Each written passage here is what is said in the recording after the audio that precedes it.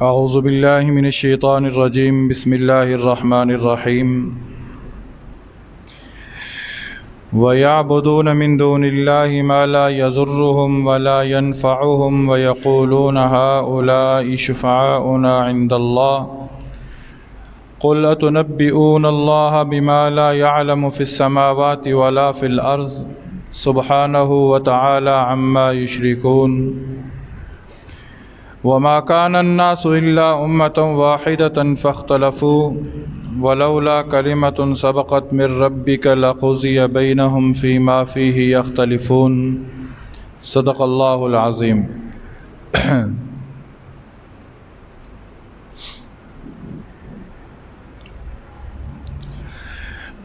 میرے انتہائی واجب الاحترام سامعین اعظام، خلاق عالم کا بے حد احسان و فضل و کرم ہے کہ اس نے ہمیں اپنے گھر میں آنے کی توفیق عطا فرمائی، اور پھر اللہ رب العزت نے ہمیں اپنا ایک حکم یعنی فرض نماز باجماعت پڑھنے کی توفیق عطا فرما دی، اور پھر اللہ رب العزت نے ہمیں اپنے ہی گھر میں بیٹھ کر اپنا پاک کلام سننے اور سمجھنے کی توفیق نصیب فرمائی۔ محترم سامعین گرامی قدر، زندگی جو رب تعالیٰ کی ایک نعمت ہے، اس کی قدردانی وہی انسان کرتا ہے کہ جو رب تعالیٰ کی نعمتوں پر یقین رکھتا ہے، جسے پتہ ہے کہ رب تعالیٰ نے یہ زندگی مجھے جو عطا کی ہے، اس زندگی کے بارے میں نے اللہ کے بارگاہ میں جواب دہ ہونا ہے، اللہ کے بارگاہ میں نے اس زندگی کا حساب دینا ہے، اور اس زندگی کی ایک میعاد ہے۔ آئے روز ہمارے سامنے ہونے والے واقعات ہمیں اس بات کا درس دے رہے ہیں کہ اے حضرت انسان، جس طرح ان جانے والے لوگوں کی زندگی کا اختتام ہوا ہے، ایک نہ ایک دن تیری زندگی کا بھی اختتام ہوگا، اور زندگی کے اختتام کے اندر عالم ہے یا جاہل ہے، مسلمان ہے یا کافر ہے، کسی کی تخصیص نہیں ہے۔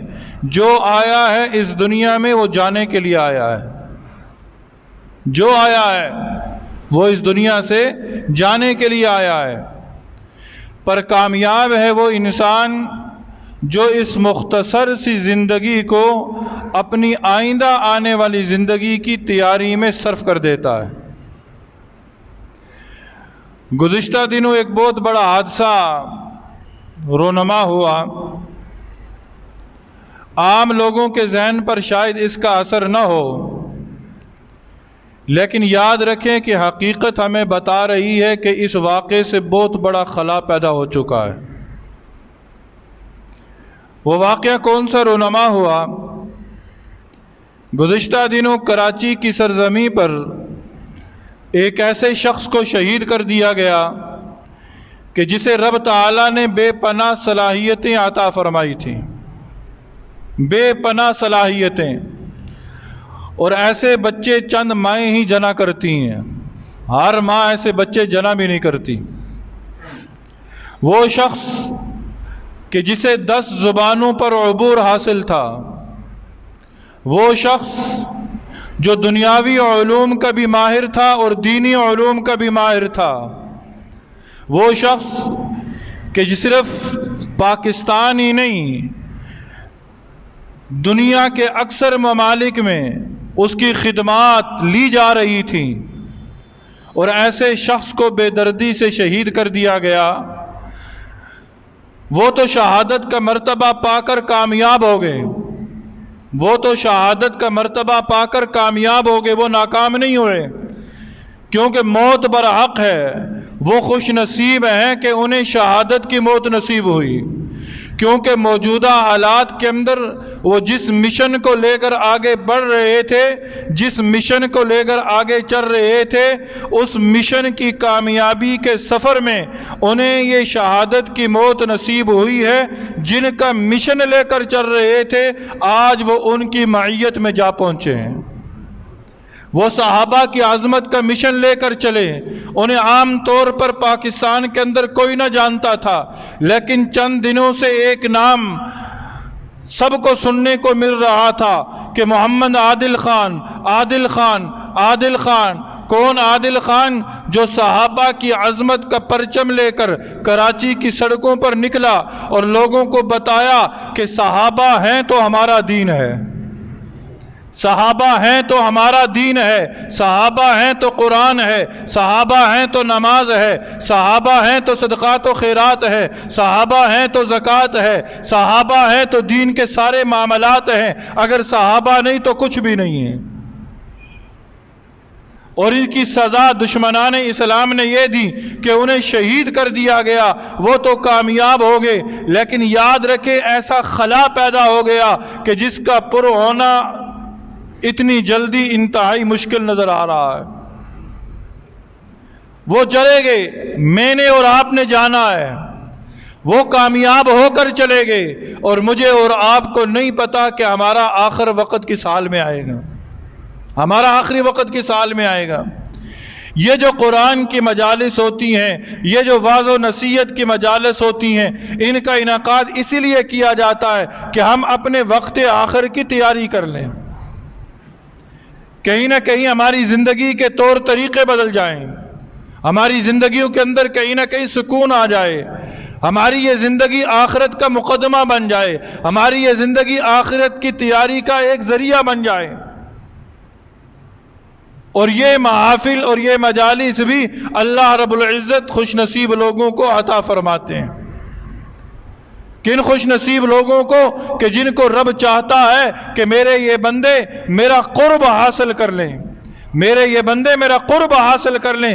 رب تعالیٰ اپنا قرب عطا کرنے کے لیے اللہ تعالیٰ ایسے لوگوں کو ایسی مجالس میں بیٹھنے کی توفیق دے دیتا ہے، یہ رب تعالیٰ کا انعام ہے۔ تو اس مجلس کے اندر جو ہم بیٹھے ہیں یہ اللہ کی توفیق اور اللہ کے کرم سے بیٹھے ہیں، اور اللہ کی ذات سے یہ امید ہے کہ ہماری اس مجلس میں بیٹھنا ہماری آخرت کے اندر فائدہ مند ثابت ہوگا، فائدہ مند ثابت ہوگا۔ تو گزشتہ درس کے اندر آپ حضرات نے سورہ یونس کے وہ مضامین سماعت فرمائے کہ جن مضامین کے اندر رب تعالیٰ نے بتایا کہ لوگ جلدی کرتے ہیں کہ ہمیں سزائیں کیوں نہیں ملتی، ہم گناہ کرتے ہیں سزا کیوں نہیں ملتی، ہم غلطی کرتے ہیں سزا کیوں نہیں ملتی۔ تو رب تعالیٰ نے کہا کہ میرے حبیب انہیں جواب دے دو کہ رب کے ہر کام کے اندر حکمت ہے، رب کے ہر کام کے اندر حکمت ہے۔ اور پھر یہ بھی اس مضمون سماعت فرمایا کہ دنیا کے اندر جب کسی انسان کو تکلیف پہنچتی ہے تو وہ تکلیف کے عالم میں رب کو پکارتا ہے، اور جب تکلیف رفع ہو جاتی ہے تو وہ رب کو بھلا دیتا ہے۔ رب تعالیٰ نے فرمایا کہ ایسی بہت ساری قومیں پہلے بھی گزری ہیں کہ جنہوں نے ایسی حرکات کر کے اپنی جانوں پر ظلم کیا، میں نے ان قوموں کا نام و نشان ختم کر کے تمہیں پیدا کیا، تمہیں اپنا نائب بنایا کہ تاکہ تم میرے اور میرے حبیب کی بات کو سن کر اپنی زندگی کو گزارو۔ پھر مشرکین عرب کے سامنے جب نبی صلی اللہ علیہ وسلم قرآن کی آیات کو تلاوت کرتے تھے تو وہ ان آیات کا استہزاء اڑاتے تھے، مذاق اڑاتے تھے، اور ساتھ ساتھ یہ بھی کہتے تھے کہ کوئی اور کلام لے کر آؤ، کوئی اور کلام لے کر آؤ، یہ تو تمہارا من گھڑت کلام ہے۔ تو نبی صلی اللہ علیہ وسلم نے فرمایا کہ میں اللہ کی نافرمانی کیسے کر سکتا ہوں، میں اللہ کی نافرمانی کیسے کر سکتا ہوں، اس لیے کہ میں دردناک عذاب سے ڈرتا ہوں۔ پھر اے میرے حبیب کہہ دو ان لوگوں کو کہ یہ جو قرآن جاری ہوتا ہے نا تمہاری زبانوں سے یا میری زبانوں سے، یہ میری اور تمہاری اپنی چاہت کے مطابق نہیں ہوتا، یہ اللہ چاہتا ہے تو تلاوت ہوتی ہے۔ قُل لَوْ شَاءَ اللَّهُ مَا تَلَوْتُهُ عَلَيْكُمْ وَلَا أَدْرَاكُمْ بِهِ فَقَدْ لَبِثْتُ فِيكُمْ عُمُرًا مِّن قَبْلِ أَفَلَا تَعْقِلُونَ۔ پھر نبی صلی اللہ علیہ وسلم نے بتلایا کہ کیا میں تمہارے اندر ایک عرصہ تک نہیں رہا، اس کے باوجود تم میری حقانیت کو کیوں نہیں سمجھتے؟ آج جو آیات میں نے آپ حضرات کے سامنے تلاوت کی ہیں، ان آیات کے اندر اللہ تعالیٰ نے اپنے توحید کے دلائل دیے ہیں۔ سورہ یونس کے اندر زیادہ تر توحید، رسالت، قیامت، اسی کے بارے میں مختلف انداز سے آپ حضرات سماعت فرمائیں گے۔ جس طرح سورہ یونس کے شروع میں آپ حضرات نے رسالت کے متعلق بھی سماعت فرمایا، پھر عقیدہ توحید کے متعلق بھی سماعت فرمایا، پھر قیامت کے حالات کو بھی آپ حضرات نے سماعت فرمایا۔ گزشتہ درس کے اندر بھی آپ نے رسالت کی جزیات کو سماعت فرمایا، قرآن کی عظمت کو سماعت فرمایا۔ آج جو آیات میں نے آپ حضرات کے سامنے تلاوت کی ہیں، ان آیات کے اندر اور مابعد والی آیات کے اندر اللہ تعالیٰ نے اپنی توحید کے دلائل دیے، اور پھر قیامت کا ذکر کیا، اور پھر اپنی دنیا کے اندر دی جانے والی نعمتوں کا مذاق اڑانے والوں کا ذکر کیا۔ اللہ تعالیٰ دنیا کے اندر جو نعمتیں عطا کرتا ہے، ان نعمتوں کا استعمال کرنے کے بعد جو لوگ مذاق اڑاتے ہیں، ان کا انجام کیا ہوگا، ان کا ذکر آپ حضرات سماعت فرمائیں گے۔ آج پہلی آیت کے اندر اللہ رب العزت اپنی توحید کے بارے میں فرما رہے ہیں کہ وَيَعْبُدُونَ مِن دُونِ اللَّهِ مَا لَا يَضُرُّهُمْ وَلَا يَنفَعُهُمْ وَيَقُولُونَ هَؤُلَاءِ شُفَعَاؤُنَا عِندَ اللَّهِ، یہ لوگ اللہ کو چھوڑ کر وَيَعْبُدُونَ عبادت کرتے ہیں مِن دُونِ اللَّهِ اللہ کے سوا، مَا لَا يَضُرُّهُمْ ان کی جو نہ نقصان پہنچا سکتے ہیں، ولا ينفعهم اور نہ نفع پہنچا سکتے ہیں۔ مشرکین عرب، دنیا کے اندر بہت سارے مذاہب ہیں، ان مذاہب میں سے کچھ مذاہب ایسے ہیں جو خدا کی ذات کا انکار کرتے ہیں، خدا کی ذات کے وجود کا انکار کرتے ہیں، بالکل وہ کہتے ہیں خدا کی ذات ہے ہی نہیں ہے۔ کچھ لوگ ایسے ہیں جو اللہ کی ذات کو مانتے ہیں کہ اللہ کی ذات ہے، لیکن اللہ نے اختیارات تقسیم کر رکھے ہیں، اللہ نے اختیارات کو تقسیم کر رکھا ہے، وہ اللہ کے ماتحت اور لوگوں کو بھی معبود مانتے ہیں، انہیں کہا جاتا ہے مشرک، انہیں کہا جاتا ہے مشرک۔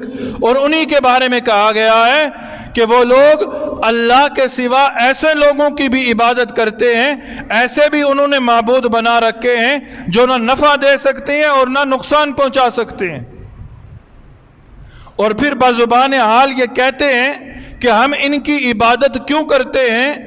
وَيَقُولُونَ هَؤُلَاءِ شُفَعَاؤُنَا عِندَ اللَّهِ، یہ اللہ کے ہاں ہماری سفارش کریں گے، یہ اللہ کے ہاں ہماری سفارش کریں گے۔ جس طرح عیسائی کہتے ہیں ہم حضرت عیسیٰ کی عبادت کیوں کرتے ہیں، عیسائی حضرت عیسیٰ کو خدا مانتے ہیں، یہودی حضرت ابراہیم علیہ السلام کو خدا مانتے ہیں، بھائی تم ان کی عبادت کیوں کرتے ہو؟ کہتے ہیں کہ حضرت عیسیٰ ہمارے گناہوں کا کفارہ ادا کر چکے ہیں، اور حضرت عیسیٰ جو ہیں وہ ہمیں جنت میں داخل کروائیں گے، حضرت عیسیٰ ہمیں جنت میں داخل کروائیں گے۔ ہم کوئی عبادت کریں نہ کریں، ہم اللہ کے حکم کو مانیں نہ مانیں، بس ہم حضرت عیسیٰ کو مانتے ہیں، وہ حضرت عیسیٰ ہی ہمیں جنت میں داخل کروائیں گے، یہ عیسائیوں کا عقیدہ ہے۔ یہودی کہتے ہیں حضرت ابراہیم علیہ السلام جنت کے دروازے پہ کھڑے ہوں گے اور ہر ختنہ شدہ اسرائیلی کو پکڑ پکڑ کر وہ جنت میں داخل کر دیں گے، کیونکہ ہم ان کو مانتے ہیں، ان کی عبادت کرتے ہیں۔ وَيَقُولُونَ هَؤُلَاءِ شُفَعَاؤُنَا عِندَ اللَّهِ، یہ تو میں نے چند مثالیں بڑوں کے بیان کی۔ اب ہمارے معاشرے کے اندر بھی کلمہ پڑھنے والے اپنے آپ کو مسلمان کہلوانے والے، اپنے آپ کو نبی صلی اللہ علیہ وسلم کا پیروکار کہلوانے والے، اپنے آپ کو شریعت محمدی کا تابعدار کہلوانے والے، قبروں پہ سجدہ ریز ہیں، مزاروں پہ سجدہ ریز ہیں، بزرگوں کے سامنے سجدہ ریز ہیں۔ کیوں سجدہ ریز ہو؟ کہ یہ اللہ کے حضور ہماری سفارش کریں گے، میں فلاں دے لڑ لگیا، میرے بیڑے پار ہو جائیں گے. نماز پڑھنی نہیں، روزہ رکھنا نہیں، زکوٰۃ دینی نہیں، نبی صلی اللہ علیہ وسلم کے شریعت کے احکامات کو ماننا نہیں، بس میں ایک بزرگ کا دامن تھام لوں تو کیا اس سے نجات ہو جائے گی؟ صحابہ کرام رضوان اللہ تعالی علیہم اجمعین نے جس کا دامن تھاما تھا نا، وہ کائنات کی سب سے عظیم ہستی تھی. کون؟ نبی کریم صلی اللہ علیہ وسلم، نبیوں کے سردار، تاجدار انبیاء، خاتم النبیین، ان کے دامن کو تھاما تھا نا. لیکن دامن تھامنے کے بعد شریعت محمدی کے مطابق زندگی گزار کر دکھائی، زندگی گزار کر دکھائی. جو جو نبی نے حکم دیا یہ کام کرو، اس کام سے رک جاؤ، صحابہ نے وہ کر کے دکھایا. جس کام کا حکم آیا تھا وہ کیا، جس کام سے رکنے کا حکم آیا تھا وہ اس کام سے رک گئے. اور آج ہمارے معاشرے کے اندر بزرگوں کی تعلیمات اور ہیں اور ان کے پیروکاروں کی تعلیمات اور ہیں. یہ بھی ایک طرح کا شرک ہے، یہ بھی ایک طرح کا شرک ہے. ہم جن کو اپنا معبود بناتے ہیں نا، کہتے ہیں کہ یہ ہمارے بیڑے پار کر دیں گے. یاد رکھیں، نہ وہ ہمارے نفع کے مالک ہیں نہ نقصان کے مالک ہیں. نہ وہ ہمیں کسی چیز کا نفع دے سکتے ہیں نہ ہمیں کسی چیز کا نقصان پہنچا سکتے ہیں. نفع دینے والی ذات اور نقصان دینے والی ذات صرف اور صرف کس کی ہے؟ اللہ کی. اللہ کے سوا نہ کوئی نفع دے سکتا ہے نہ نقصان پہنچا سکتا ہے. اور بزبان حال یہ کہتے ہیں کہ یہ ہمارے سفارشی بنیں گے، ان کے بیڑے لگ جائیں، ان کے بیڑے ہم جو ہے نا، ہم ان کے مضبوط تھام لیں، ہمارے بیڑے پار ہو جائیں گے. گویا یہ یوں کہہ رہے ہیں، قل اتنبئون اللہ بما لا یعلم فی السماوات ولا فی الارض. گویا کہ یہ اللہ کو متنبع کرنا چاہتے ہیں اس علم کے بارے میں کہ جس علم کو معاذ اللہ اللہ نہیں جانتا، زمینوں اور آسمانوں میں. گویا اللہ کو یہ بتانا چاہتے ہیں کہ یہ بھی ہمارے سفارشی ہیں. اللہ نے تو کیا کہا ہے؟ اللہ لا الہ الا هو الحی القیوم لا تاخذہ سنۃ ولا نوم لہ ما فی السماوات وما فی الارض من ذا الذی یشفع عندہ الا باذنہ. اللہ کہہ رہے میری بارگاہ میں کوئی سفارش کر نہیں سکے گا، کوئی شفاعت کر نہیں سکے گا مگر جس کو میں اجازت دوں گا، جس کو میں اجازت دوں گا وہ سفارش کرے گا. اور ہم یقین کامل کے ساتھ کہہ رہے ہوتے ہیں، ہم ان کے مزار پہ چلے جائیں، ہم ان کی قبر پرستی شروع کر دیں، ہم ان کے پیچھے لگ جائیں تو یہ ہماری پکی سفارش کریں گے، یہ ہمیں ساتھ لے جائیں گے. اور یہ تو عیسائی اور یہودی کہتے ہیں. عیسائی کہتے ہیں نا حضرت عیسیٰ علیہ السلام ہمارے گناہوں کا کفارہ ادا کر چکے ہیں، وہ ہمیں جنت میں داخل کروائیں گے. یہودی کہتے ہیں ہمیں حضرت ابراہیم علیہ السلام جنت میں داخل کروائیں گے. اور آج کا مسلمان کہتا ہے ہمیں فلاں پیر جنت میں داخل کروا دے گا. جنت میں داخلہ اس وقت تک نہ ہوگا جب تک کہ اللہ نہ چاہے، اللہ نہ چاہے. اور اللہ کل قیامت کے دن سفارش کا حق اسے ہی دے گا جسے رب چاہے گا، جسے رب چاہے گا. اللہ کی اجازت کے بغیر کوئی کسی کی سفارش نہ کر سکے گا. اور پھر بتایا گیا کہ ابتدا کے اندر شرک نہیں تھا، ابتدا میں شرک نہیں تھا. سارے کے سارے لوگ وحدہ لا شریک کو ماننے والے تھے. حضرت آدم علیہ السلام سے لے کر حضرت شیس کا دور گزرا، حضرت ادریس کا دور آیا، پھر حضرت نوح علیہ السلام کا دور آیا. حضرت نوح علیہ السلام کے دور تک شرک نہیں تھا، شرک نہیں تھا، توحید پرست لوگ تھے. حضرت نوح علیہ السلام کے زمانے سے یا آپ علیہ السلام کے زمانے کے قریب سے شرک شروع ہوا ہے. لوگ اختلافات میں پڑ گئے، کسی نے کس کو معبود بنا لیا، کسی نے کس کو معبود بنا لیا. رب چاہتا تو ان اختلاف کی وجہ سے ان کو فوراً سزا دے سکتا تھا، لیکن رب کہتا ہے کہ میں نے ایک بات کہہ دی ہے، میں اس بات کا پابند ہوں. وہ بات کیا ہے؟ کہ یہ دنیا دار الامتحان ہے. یہ سزا و جزا کی جگہ نہیں ہے، یہ امتحان کی جگہ ہے۔ گزشتہ درس کے اندر بھی آپ حضرات نے یہ سماعت فرمایا کہ اگر رب پکڑنے پہ آئے تو فوراً پکڑ لے۔ مشرکین عرب بھی کہتے تھے نا کہ رب ہمیں پکڑتا کیوں نہیں ہے؟ رب کہتا ہے میں تمہیں مہلت دے رہا ہوں، میں تمہیں مہلت دے رہا ہوں، ایک وقت آئے گا میں پکڑوں گا، اور جب میں پکڑوں گا تو پھر میری پکڑ سے تمہیں بچا کوئی نہیں سکتا۔ تو اسی بات کا ذکر اس آیت کے اندر ہے کہ وَمَا كَانَ النَّاسُ إِلَّا أُمَّةً وَاحِدَةً فَاخْتَلَفُوا، اور شروع میں تمام انسان کسی اور دین کے نہیں، صرف ایک ہی دین کے قائل تھے، صرف توحید پرست تھے۔ فَاخْتَلَفُوا، پھر بعد میں آپس میں اختلافات کرنے لگے۔ وَلَوْلَا كَلِمَةٌ سَبَقَتْ مِن رَبِّكَ لَقُضِيَ بَيْنَهُمْ فِي مَا فِيهِ يَخْتَلِفُونَ، اور اگر تمہارے پروردگار کی طرف سے ایک بات پہلے سے طے نہ ہو چکی ہوتی تو جس معاملے میں یہ اختلاف کر رہے ہیں نا، اس معاملے کا فیصلہ رب دنیا میں کر دیتا۔ رب نے کہہ دیا کہ میرا غصہ جو ہے، میری رحمت جو ہے میرے غصے پر غالب ہے۔ کائنات بننے سے پہلے رب نے لوح محفوظ پر یہ لکھا ہوا ہے کہ میری رحمت میرے غصے پر غالب ہے، میں دنیا کے اندر فوراً سزا نہیں دوں گا، میں دنیا کے اندر فوراً پکڑ نہیں کروں گا، میں مہلت دوں گا، میں مہلت دوں گا۔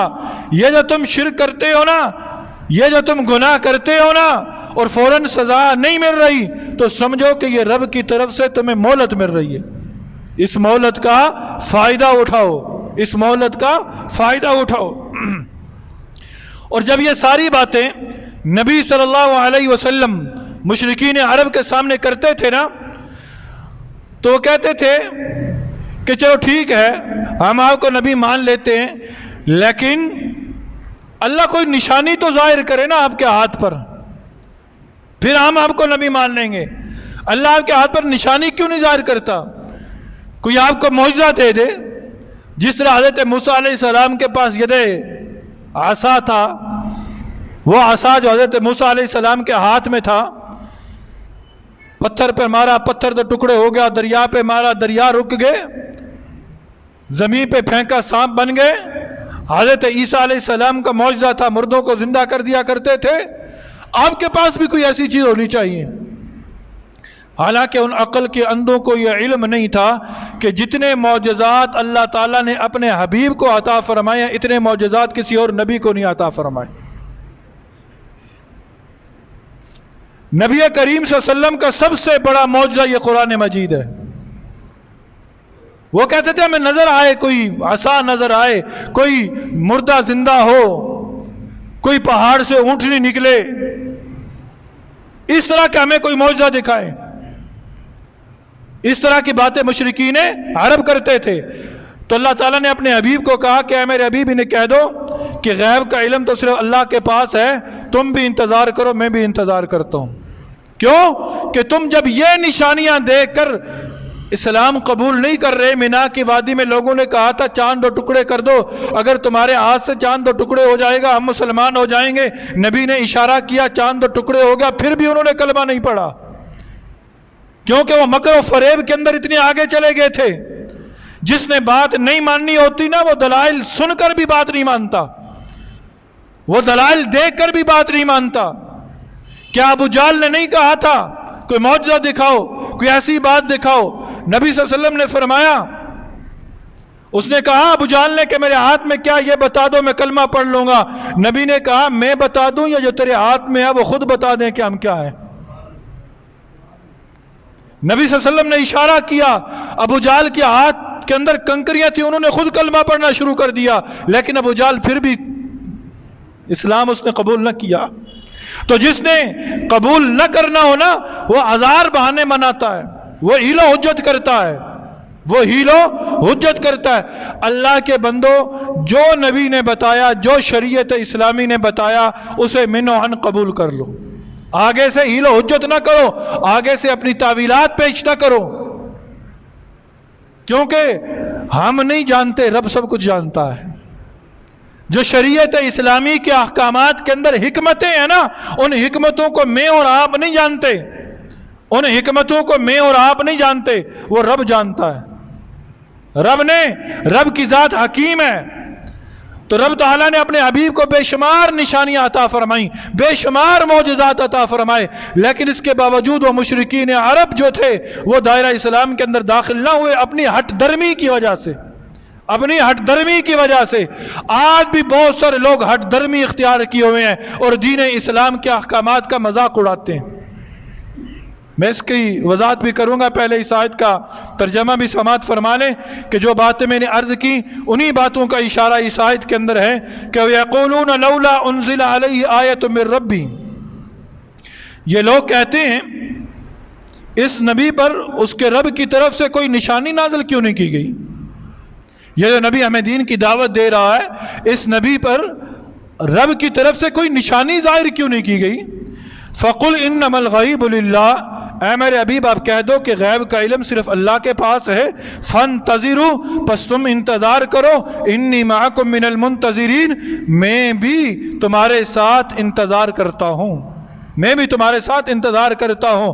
کس چیز کا؟ قیامت کا، کہ قیامت کے دن سب کچھ پتہ چل جائے گا، قیامت کے دن سب کو پتہ چل جائے گا۔ اگلی بات کو بیان کرنے سے پہلے یہاں ایک اہم مسئلے کی طرف بھی آپ حضرات کی توجہ کروانا میں ضروری سمجھتا ہوں۔ بات چلی ہے ہٹ درمی سے کہ ہٹ درمی نے ہمیں کہیں کا نہیں چھوڑا، ہٹ درمی نے ہمیں کہیں کا بھی نہیں چھوڑا۔ دین کا کوئی حکم ہمارے سامنے آ جائے، اسلام کا کوئی حکم ہمارے سامنے آ جائے، ہم ہٹ درمی اختیار کر لیتے ہیں، ہم اپنی رائے پیش کرنا شروع کر دیتے ہیں۔ یاد رکھیں دین ہماری رائے کے تابع نہیں ہے، ہماری رائے دین کے تابع ہے۔ آج کا مسلمان چاہتا ہے دین میرے تابع ہو، میں جو جی چاہے کروں، دین میرے جو ہے نا تابع ہو، میری منشا کے مطابق دین کا حکم آئے۔ اللہ کے بندے تیری منشا کے مطابق دین کا حکم نہیں آئے گا، اور رب کی منشا کے مطابق دین کا حکم آئے گا۔ موجودہ دور کے اندر ایک فتویٰ آیا ہے، ایک گیم موبائل پہ چلتی ہے جسے اکثر نوجوان اس گیم کو کھیل رہے ہیں، اس گیم کو اکثر نوجوان کھیل رہے ہیں۔ اس گیم کا نام ہے پب جی۔ اکثر نوجوان اس گیم کو کھیل رہے ہیں۔ اس گیم کے کھیلنے والوں کے بارے میں ایک فتویٰ آیا گزشتہ دنوں کراچی بنوری ٹاؤن سے، ایک فتویٰ آیا۔ فتویٰ پوچھنے والے نے فتویٰ پوچھا کہ ہمارے امام صاحب نے ایک مسئلہ بیان کیا ہے کہ ایک گیم ہے، اس گیم کے اندر یہ ہوتا ہے کہ گیم کھیلنے والا بتوں کے سامنے سجدہ ریز ہوتا ہے اور بتوں سے وہ پاور حاصل کرتا ہے، پھر وہ گیم آگے بڑھتی ہے۔ اس طرح کے اس نے سوال کیا تو جواب دینے والے مفتی صاحب نے فتویٰ دے دیا کہ جو اس طرح کا ارتکاب کرتا ہے وہ سن لے کہ وہ دائرہ اسلام سے خارج ہو چکا ہے، دائرہ اسلام سے خارج ہو چکا ہے۔ اگر وہ شادی شدہ ہے تو اسے اپنے نکاح کی تجدید کرنا ہوگی اور دوبارہ سے ایمان کی بھی تجدید کرنا ہوگی، جو اس گیم کو کھیلتا ہے۔ اب اس گیم کے کھیلنے والوں کو کیا ہوا؟ تکلیف ہونا شروع ہو گئی، اب اپنی رائے بیان کر رہے ہیں، جی ہم یہ تو نہیں کرتے، وہ تو نہیں کرتے، ایسا تو نہیں کرتے، ویسا تو نہیں کرتے، یہ نہیں ہوتا، وہ نہیں ہوتا۔ اب مسئلہ بھی پوچھتے ہیں کہ جی اب بتائیں ہم کیا کریں۔ کھیلنے والے مسئلہ پوچھ رہے ہیں کہ ہم کھیلتے رہے ہیں، اب ہم کیا کریں۔ جب انہیں بتایا جائے بھئی اب فتویٰ آ چکا ہے، اب یہ کرو، کہتے ہیں جی ہم نے ایسا تو نہیں کیا، ویسا تو نہیں کیا، وہ تو نہیں ہوا، یہ تو نہیں ہوا، اپنی رائے کو پیش کرتے ہیں۔ یاد رکھیں علماء نے جو اب اس فتوے کی تفصیل کو بیان کیا ہے، اس فتوے کی تفصیل کچھ یوں ہے کہ اس گیم کو کھیلنے والا اگرچہ اس معاملے کو کہ بتوں کے سامنے سجدہ ریز ہوا جاتا تھا اور وہ پاور حاصل کی جاتی تھی، اس سارے معاملے کو اس گیم کے اندر سے تقریباً 3 یا 4 ماہ پہلے نکال دیا گیا ہے، 3 سے 4 ماہ پہلے نکال دیا گیا ہے۔ اب وہ سجدہ ریز نہیں ہوتا، لیکن اس کے باوجود اگرچہ وہ دائرہ اسلام سے خارج نہ بھی ہو، دائرہ اسلام سے خارج نہ بھی ہو، اس کے باوجود وہ حرام کام کا ارتکاب کر رہا ہے، اس گیم کو کھیلنے والا، اس گیم کو کھیلنے والا حرام کام کا ارتکاب کر رہا ہے، گناہ کبیرہ کا ارتکاب کر رہا ہے، گناہ کبیرہ، حرام کام کر رہا ہے، گناہ کبیرہ کا ارتکاب کر رہا ہے۔ اور نوجوانوں سمجھ جاؤ اور اس پیغام کو آگے تک پہنچاؤ۔ یہ بات تو علمی گفتگو ہے کہ وہ دائرہ اسلام سے خارج ہوا یا نہیں، اس کا نکاح ٹوٹا یا نہیں، لیکن علماء نے اس کی جو تفسیر اب بیان کی ہے وہ یہ کہ وہ جو گیم کھیلنے والا ہے وہ حرام کام کا ارتکاب کر رہا ہے، اس گیم سے اجتناب ضروری ہے، اس گیم سے اجتناب ضروری ہے۔ اے اللہ کے بندے، تو کمپیوٹر کے سامنے بیٹھ کر، تو موبائل کے سامنے بیٹھ کر دشمن کو مارنے کے لیے نہیں آیا، تو ہاتھ میں اسلحہ اٹھا کر، ہاتھ میں کلاشن کوف اٹھا کر میدان جہاد کے اندر دشمنان اسلام کو مارنے کے لیے دنیا میں آیا تھا۔ اور تو نے دشمنان اسلام کی چال ہے کہ اس مسلمان کو کمپیوٹر کے سامنے بٹھا دو، اس مسلمان کو کیا کر دو، موبائل کے سامنے بٹھا دو۔ یہی وجہ ہے کہ آج ساری دنیا کفر اکٹھی ہو کر مسلمانوں کا قلع قمع کر رہی ہے، اور یہ مسلمان پب جی کھیل رہا ہے۔ اور جب اس کے بارے میں علماء بتاتے ہیں کہ کھیلنا حرام ہے تو آگے سے توجیہات بیان کرتا ہے، ہٹ درمی اختیار نہ کرو۔ علماء نے جو فتویٰ دے دیا حرام ہے، بس اس کو حرام سمجھو، اسی طرح کہ جس طرح زنا حرام ہے، جس طرح شراب پینا حرام ہے، جس طرح قتل حرام ہے، اسی طرح بالکل اس گیم کا کھیلنا بھی حرام ہے۔ ہٹ درمی چھوڑ دو، ہٹ درمی چھوڑ دو اور اس پیغام کو عام کرو، اس پیغام کو عام کرو۔ آج یقین جانیے افسوس کے ساتھ یہ کہنا پڑ رہا ہے، افسوس کے ساتھ یہ کہنا پڑ رہا ہے، میں 80% نہیں، 70 نہیں، 60 نہیں، آج 50% نوجوان جو ہیں وہ اس گیم کو کھیل رہے ہیں، اس گیم کو کھیل رہے ہیں۔ اور اس گیم کو کھیلنے والے جان لو کہ یہ شریعت اسلامی کہہ رہی ہے کہ یہ حرام کام کر رہے ہو، تم حرام کام کر رہے ہو۔ اور ایک بندہ جان بوجھ کر حرام کام کرے تو بچائے خود بتائے۔ ایک گناہ ہے جو میں کرتا ہوں جس گناہ کا مجھے علم نہیں ہے، اور ایک گناہ اس کی سزا کم ہے، اس کی سزا کم ہے، اور ایک گناہ وہ ہے کہ جس کو میں گناہ جان بوجھ کر کرتا ہوں، مجھے پتا ہے کہ یہ گناہ ہے، اس کے باوجود میں اسے گناہ کرتا ہوں، اس کی سزا جو ہے وہ زیادہ ہے۔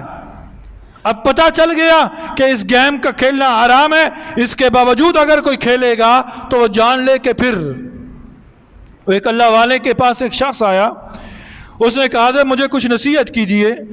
انہوں نے کہا کہ اتنے گناہ کرنا جتنا عذاب سہنے کی سکت رکھتے ہو، اتنے نافرمانی کرنا جتنے عذاب سہنے کی سکت رکھتے ہو۔ اور آخرت کا عذاب کیا ہے؟